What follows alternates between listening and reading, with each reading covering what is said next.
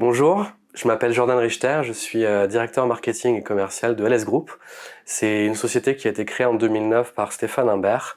Notre slogan aujourd'hui, c'est architecte d'expérience immersive. Donc on est un peu des spécialistes de la 3D, de la réalité virtuelle, de la réalité augmentée et de la réalité mixte. Comment l'idée est venue au fondateur? Alors, notre fondateur est c'est un ancien de chez PSA. Il était dans le département design et style de chez PSA. Et à la base, c'était pour faire de la création d'images en 3D pour les configurateurs de PSA. Et donc, vous intervenez dans quel domaine? Alors, nous, on intervient dans de nombreux domaines. On a 4 grandes verticales. On a une verticale qui s'appelle LS Studio. L'objectif de LS Studio, c'est vraiment de mettre en valeur les produits en fait de nos clients à l'aide de la 3D. Donc c'est des images, des vidéos, plus concrètement des configurateurs. Dernièrement, on a fait un configurateur pour Airbus Corporate Jet. L'idée, c'est de fournir un outil d'aide à la vente qui permet en fait de configurer l'intérieur de la cabine d'un jet privé, de le faire sur un PC, sur une tablette, et après de mettre un casque en réalité virtuelle et de pouvoir visiter la cabine à l'échelle 1. Le deuxième axe que vous mettez en avant? Notre deuxième axe, c'est LS Solutions. LS Solutions vient répondre en fait sur mesure aux besoins de nos clients.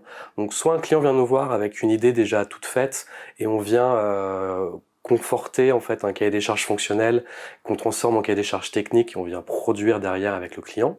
Soit on les accompagne dans la définition de leurs besoins. C'est un peu une partie conseil de LS Group. Il y a aussi une partie hardware où on vient développer du matériel spécifique qu'on vient rajouter à nos expériences immersives. L'idée c'est d'approfondir en fait les expériences immersives avec des objets comme un pistolet de peinture, une table d'apprentissage à la charpenterie par exemple, et de venir renforcer en fait le côté immersif de nos expériences. Il y a aussi LS Software. Alors LS Software, c'est notre troisième verticale, c'est notre casquette éditeur de logiciels. On vient fournir en fait des outils à nos clients, principalement des industriels, et on leur permet grâce à ces outils de créer des scénarios en réalité virtuelle.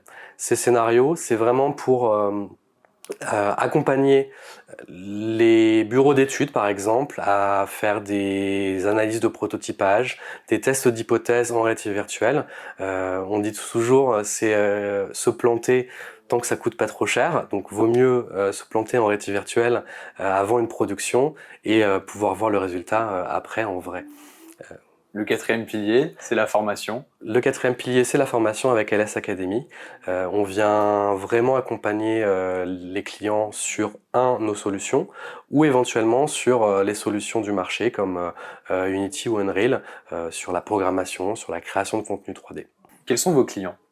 Alors nos clients sont assez nombreux, c'est un grand panel. On travaille avec l'industrie automobile, on travaille avec l'industrie aéronautique, on travaille avec le spatial également, on travaille avec le luxe, on travaille avec voilà, un grand panel d'industries. Vous existez depuis 15 ans. Quel est votre marché aujourd'hui? Alors notre marché aujourd'hui, il est un peu segmenté par ces différentes offres commerciales que je viens d'expliquer. On est vraiment présent en fait dans le monde de l'industrie parce que c'est un monde qui arrive à s'accaparer ce qui est donné 3D et les utiliser justement pour tout ce qui est prototyping, design, conception. Les étapes suivantes, c'est effectivement s'attaquer au marché du luxe qui commence vraiment à grandir sur ces aspects-là, d'un point de vue marketing, mais aussi d'un point de vue industriel. Un de nos clients, c'est L'Oréal, par exemple. Dans les usines, il y a besoin de nos solutions, notamment XR Ergo, qui permet de faire de l'analyse ergonomique de poste de travail. Voilà. Votre présence est française, européenne, internationale? Notre présence, elle est internationale. Moi, j'ai un business développeur en Allemagne, par exemple, qui s'occupe du marché allemand, suisse, Autriche.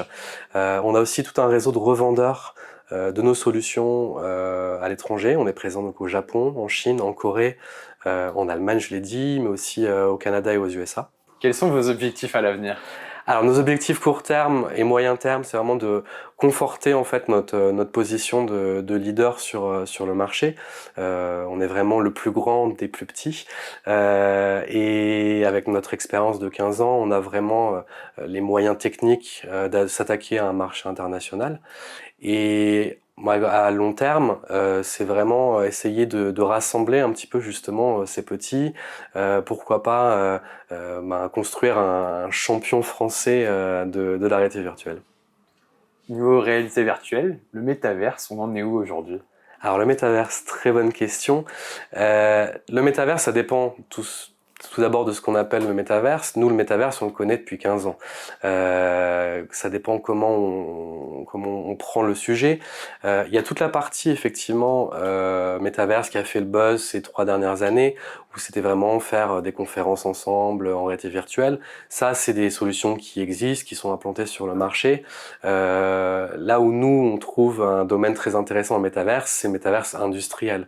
C'est les notions de jumeaux numériques, digital twin, d'implanter justement des pipelines de production qui utilisent les données 3D dès la conception d'un produit jusqu'à son exploitation d'un point de vue marketing par exemple, et donc d'arriver à construire cette transformation digitale au sein des entreprises.